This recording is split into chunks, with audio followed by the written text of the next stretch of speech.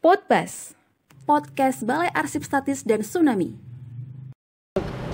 Assalamualaikum sahabat Arsip, apa kabar? Senang sekali saya Eka kembali hadir menyapa sahabat Arsip dalam Podbas, podcast Balai Arsip Statis dan Tsunami.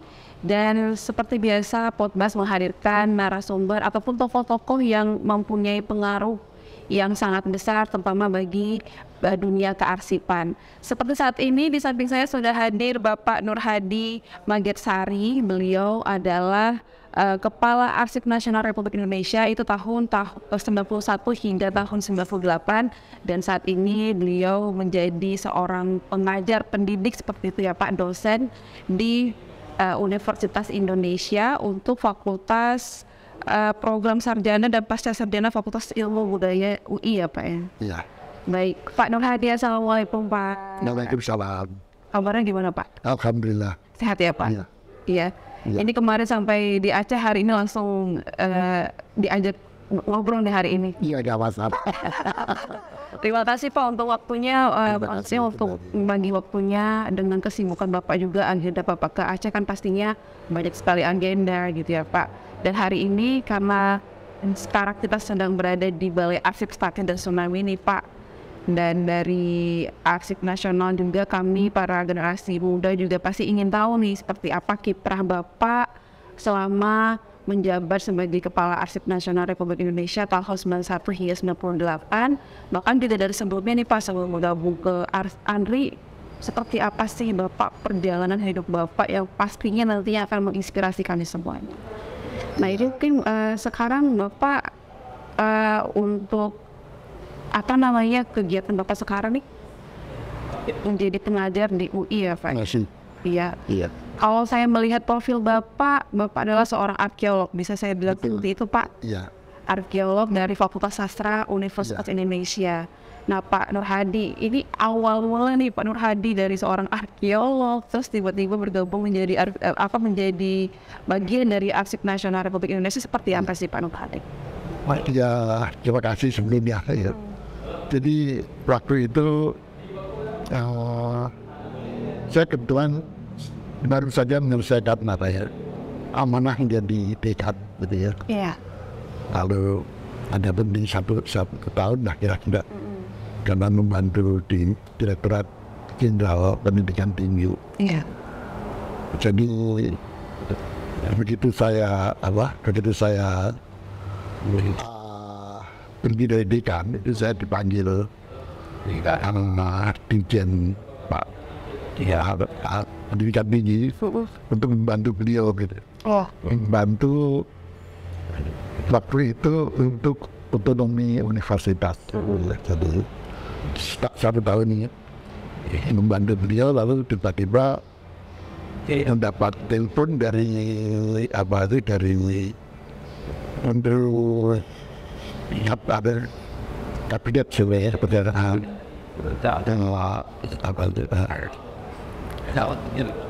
beliau menelpon bahwa ada rencana untuk mengajukan saya itu sebagai Kepala Arsip Nasional karena Ibu Sumartini itu sudah memasuki masa produk baku gitu. Lalu dia menelpon saya, kata beliau Pak Mursyid ya, jadi Saadilah Mursyid ya, itu menelpon bahwa saya akan diusulkan menjadi Kepala Arsip Nasional ya. Lalu beliau bertanya, kan yang menentukan bukan, ini kan baru usul ya, yang bukan presiden. Lalu ya saya menjawab ya, kalau tidak jadi dipilih ya alhamdulillah. Kok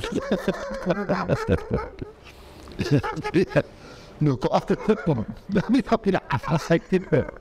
Nah itu kan ya bukan apa ya. Kalau dipilih ini bersedia gitu ya. Kalau tidak ya. Ya tidak apa ya, tidak bisa menolak. Ya. Benar. Iya. Kalau saya lapor rektor ya mohon jawabannya positif. Ya sudah, jadi ya Ya insya Allah nggak ada ini ya. Ya itu lalu akhirnya saya jadi ya tentu ini usul dari tempat pilih barangkali ya. Lalu jadi tahun 91 itu jadi ya di walaupun itu mungkin berubah. Tapi sebetulnya ya, untuk saya juga agak berat ya kalau seandainya mewakili. Karena almarhum ayah saya kan Kepala Arsip Nasional yang kedua ya, sesudah Profesor Sukanto. Dan kebetulan waktu almarhum itu diangkat tahun 1957 itu, saya juga kebetulan kuliah di Jakarta, guru. Kami menempati pavilion pernah itu ya Jakarta ya. Kenapa? Pavilion yang sebelah kanan itu. Ya, kami di sana, jadi saya kebetulan lah ya, jadi tidak usah kos, tidak usah. Ya atas dasar itu maka saya di sana selama 12 tahun gitu. 13 tahun Pak. Ya, dari tahun 57 saya lulus tahun 63, lalu tahun 69 itu saya dikirim keluar. Ya, jadi atas dasar itu maka secara tidak langsung saya dibesarkan di ADRI. Jadi tidak terlalu asing sebetulnya ya, secara umum ya. Tapi kalau secara teknis kan sama sekali asing ya. Jadi ya tidak terlalu asing lah. Well, begitu masuk ya saya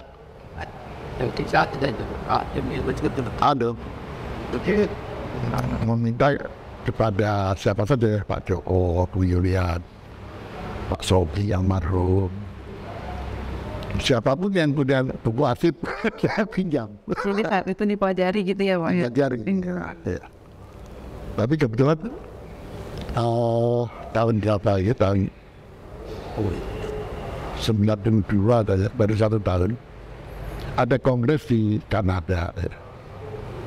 Nah di Kanada itu saya membaca ada ahli teori hasil. Nah waktu saya ada kesempatan setelah kongres itu berkunjung ke Arsip Nasionalnya, saya cari orang itu ya seperti itu ya, ya apa itu laboratorium yang seperti kalian punya itu ya, ketak begitu. Dia di sana, lalu ada macam apa, masih waktu itu arsip digital itu masih bukan arsip digital ya, tapi arsip mikrofilm. Mikrofilm ya. Ya, jadi saat itu sudah ada ya Pak ya, arsip mikrofilm itu sudah mulai ada gitu ya. Dan jadi arsip mikrofilm itu secara teori itu yang paling aman. Mengapa paling aman? Karena tidak terganggu oleh perubahan alat hardware ya. Jadi seperti misalnya waktu UI itu memakai komputer, itu alatnya itu kapan itu ya. Nah begitu diganti itu nggak bisa dibaca. Jadi perubahan itu akan membuat arsip itu tidak bisa dibaca. Seperti misalnya sekarang disk gitu ya. Nah kalau alatnya berubah lagi. Iya benar Pak. Ya jadi itu ya kalau mikrofilm tidak, jadi kadang dianggap apa alih media atau istilah migrasi itu lebih aman sih. Iya. Mikrofilm. Nah Pak, selama menjadi Kepala Arsip Nasional ini saya masa kepemimpinan Bapak itu kabarnya ada penyempurnaan fungsi dan tugas dari Arsip Nasional Republik Indonesia. Apa ada perubahan apa sih Pak? Yang maksudnya memang Bapak semacam dobrakan Bapak untuk arsip nasional Republik Indonesia selama kepemimpinan Bapak itu, Pak? Sebenarnya kalau keberadaan tidak ada. Ya ada dong Pak, pasti ada. Ya adanya saya hanya mencoba ya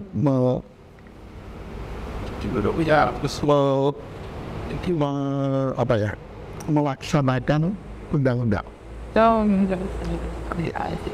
Iya, tahun itu masih yang tahun yang undang-undang tahun Undang 79.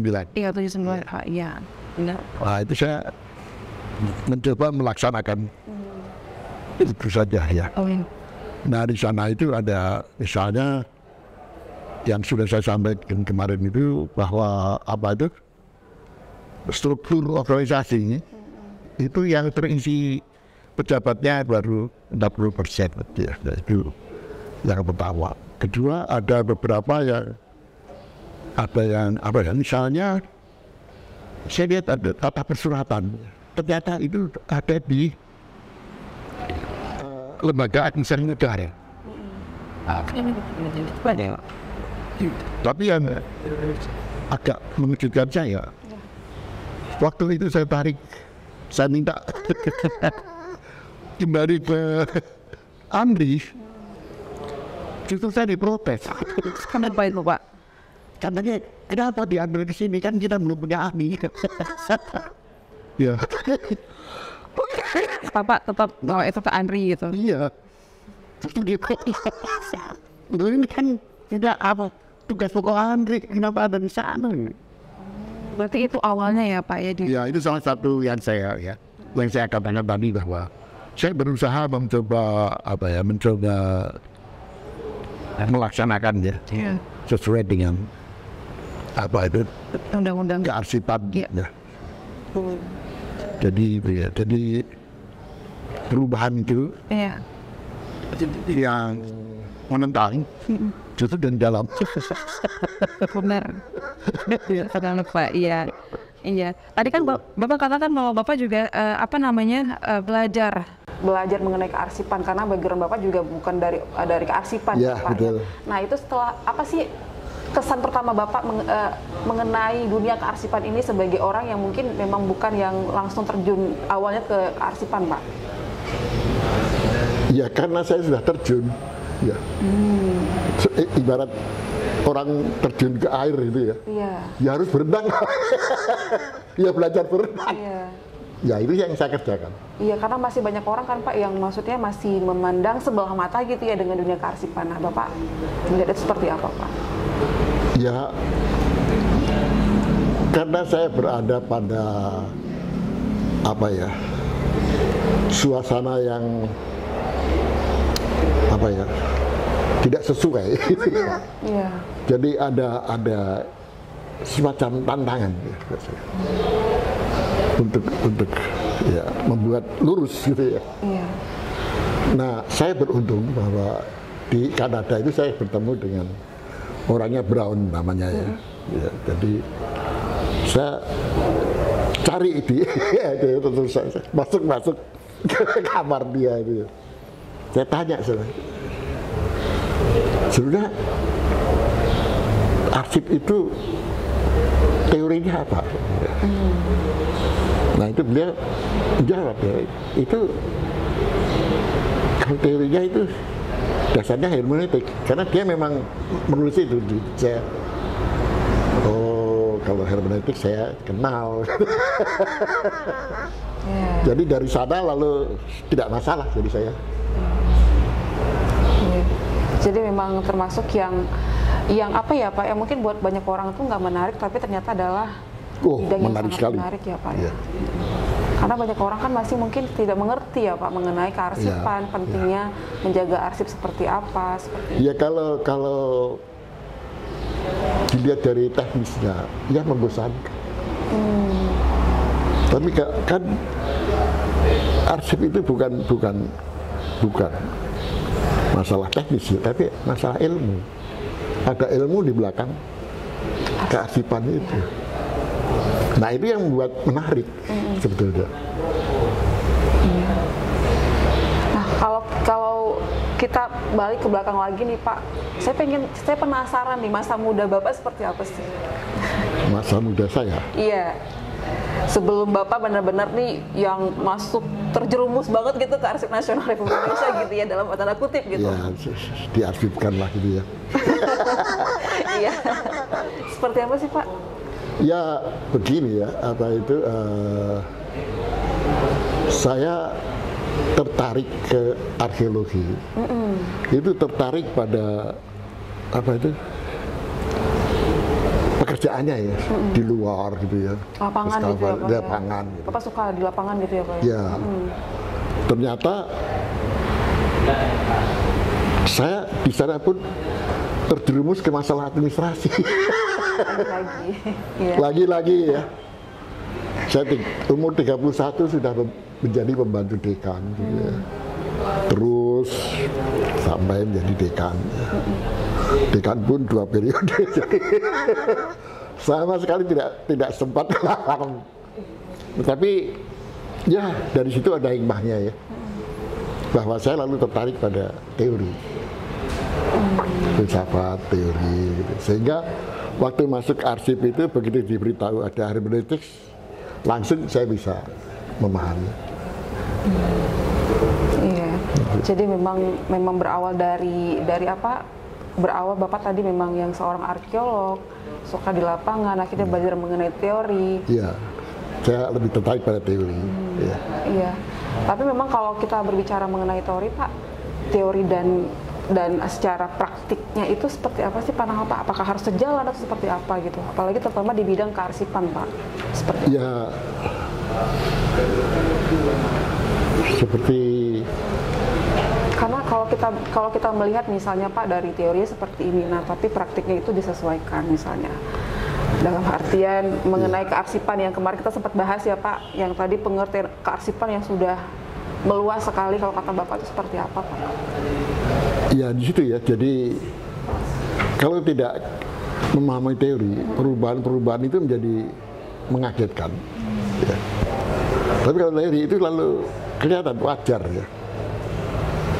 Seperti misalnya perubahan konsep arsip gitu ya. Ya, misalnya mohon maaf ya ini ya, bahwa undang-undang yang baru ini itu sama sekali tidak berdasarkan konsep. Seperti apa itu Pak? Misalnya ada namanya apa ya, nama baru gitu ya, arsip terjaga. Ya kan? Ya. Menurut Anda bagaimana? Kalau menurut undang-undang arsip yang memang arsip negara yang mesti kita jaga Pak, nggak boleh dimusnahkan juga gitu ya. Yang secara umumnya seperti itu Pak gitu. Yang tidak bebas juga untuk ya kalau dari saya, pemahaman saya Pak, tidak bebas untuk diakses juga oleh masyarakat biasa, karena itu kan juga untuk melindungi arsipnya, informasinya dan sebagainya. Lalu kalau ada arsip terjaga, ada arsip yang tidak terjaga. Iya ya, benar sih Pak. Iya Pak, benar ya. Jadi iya kan? Iya. Karena tadi kita ada konsep arsip statis ya Pak ya. Nah, itu yang tatarannya tidak nyambung. Ya kalau ada arsip tidak terjaga, ya untuk apa disimpan? Iya. Ya, di situ tidak nyambung namanya. Jadi kalau dari pandangan Bapak sebenarnya untuk konsep kearsipan itu mengenai arsip ya Pak, itu seperti apa? Bukan. Arsip itu disimpan karena ada informasi. Ya. Jadi sebetulnya yang disimpan itu informasinya. Ya. Alat simpannya itu arsip. Ya. Jadi jangan dibalik bahwa kita itu menyimpan arsip. Itu yang sekali lagi yang keliru. Nah, sudah undang-undang tahun 79 itu sudah apa itu? Informasi dalam media apapun. Jadi konsepnya lebih luas. Bukan secara teknis ada arsip terjaga. Iya. Yang kedua itu belum membedakan yang namanya arsip vital dan arsip statis. Iya, secara sederhana kalau kita pikir memang belum beda ya Pak ya. Arsip vital itu adalah arsip yang masih diperlukan. Benar. Ya. Dan kalau itu hilang, itu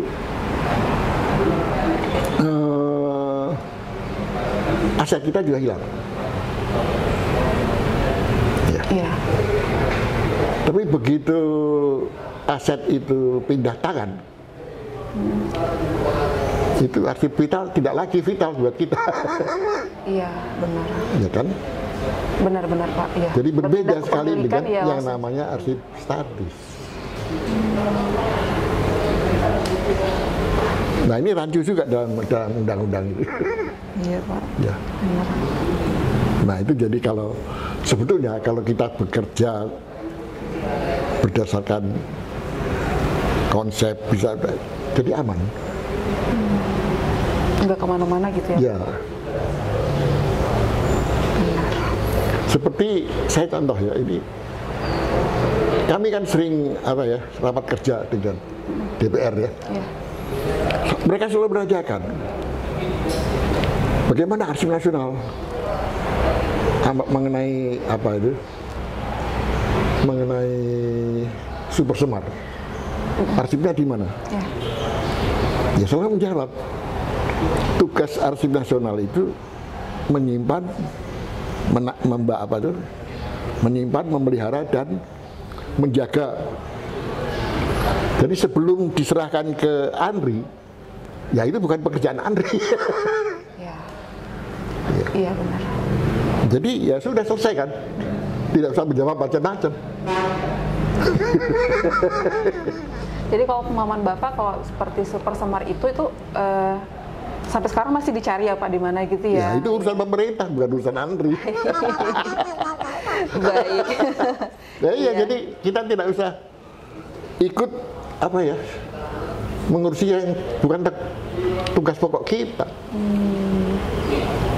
Karena ada juga yang memahami bahwa arsip nasional itu melakukan penelusuran terhadap arsip-arsip atau seperti apa Pak? Jadi mungkin penelusuran arsip gitu. Apakah itu termasuk ke situ mungkin ya? Sebetulnya pemerintah memahaminya. Ini dari segi ilmu lagi ya, bahwa ada yang namanya itu kan kita itu menyeleksi arsip ya. Iya. Nah. Dan ini kesalahan lagi dari undang-undang bahwa lembaga pencipta arsip itu harus menyimpan arsip statis. Padahal arsip nasional itu harus menyeleksi bukan arsip ya, sekali lagi informasi. Jadi kalau informasi itu arsip ini, arsip statis ini informasinya itu berharga tidak untuk ya kan? Nah itu kalau dari segi ilmu itu ada makro seleksi namanya ya. Dari seleksi secara makro besar. Contoh misalnya ya yang sekarang sedang berlangsung, kabinet kerja ini kan yang pertama sudah selesai, ya kan? Ya. Lalu informasi apa yang mau diselamatkan dari kabinet kerja itu gitu? Kabinet kerja nawacita misalnya. Ya. Nah di situ kita harus mencari nawacita itu arsipnya di mana. Nah arsip-arsip itulah yang ditarik. Karena berarti memang yang harus kita pikirkan pertama sekali itu adalah informasinya ya Pak ya? Betul. Informasinya ini apa nih yang penting? Nah baru kita cari fisiknya, arsipnya di mana? Bukannya penting ya, informasi apa yang akan kita wariskan. Ya, benar. Itu sebenarnya tugas ANRI. Bukan lalu menarik arsip. Berarti memang prosesnya panjang ya Pak ya untuk menentukan itu berarti ya Pak ya? Karena kan ya, tadi harapannya tidak serta-merta kita menyimpan arsip-arsip yang informasinya tidak begitu bisa. Ya itu sebenarnya bisa dibakar aja. Iya. Ya. Tapi kalau sudah masuk ADRIT, secara undang-undang tidak boleh lagi dibakar. Iya benar. Iya, Nah, itu untuk apa gitu? Memenuhi gudang aja. Iya kan? Jadi ADRIT itu bukan gudang arsip ya. Di situ undang-undang ini kelemahannya lagi.